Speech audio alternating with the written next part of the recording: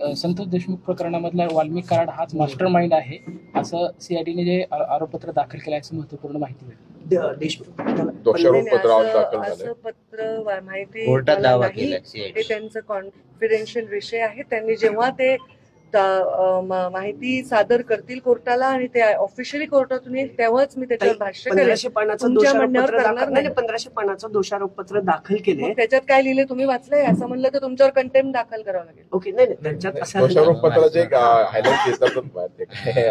मला कशी माहित असेल? ती गृहमंत्रालयाच माहिती असेल.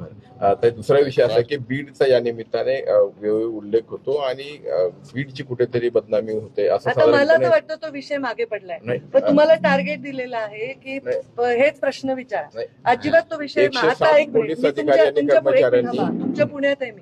आता त्या महिलावर अत्याचार झाला बस स्थानकामध्ये, झाला नाही का? झाला ना. ते प्रश्न विचारा ना. मी पुण्यात आले. तुम्ही बीडचे कशाला प्रश्न विचारता? पुण्याचे पत्रकार आहेत तुम्ही. त्या मुलीवर अत्याचार झाला की नाही?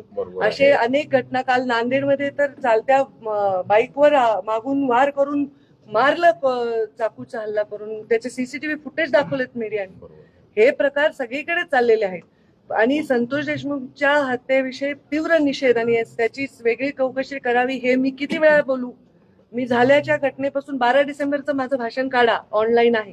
त्याच्यामध्ये 90% मी त्याच्यावरच बोललेली आहे आणि त्यामुळे त्याच्या आतल्या विषयांवर मी बोलण्याचं माझं ते औचित्य नाही. मला त्यातली माहिती नाही. मी गृह खातं नाही आणि गृह खात्याच्या अधिकाऱ्यांनी ती माहिती देणंही योग्य आहे. ते जे काय माहिती द्यायची ते कोर्टाला देतील. त्याच्यानंतर जे ठरेल त्याच्यावर जे योग्य आहे ती कारवाई व्हावी आणि माझा गृहमंत्री देवेंद्र फडणवीसांवर संपूर्ण विश्वास आहे.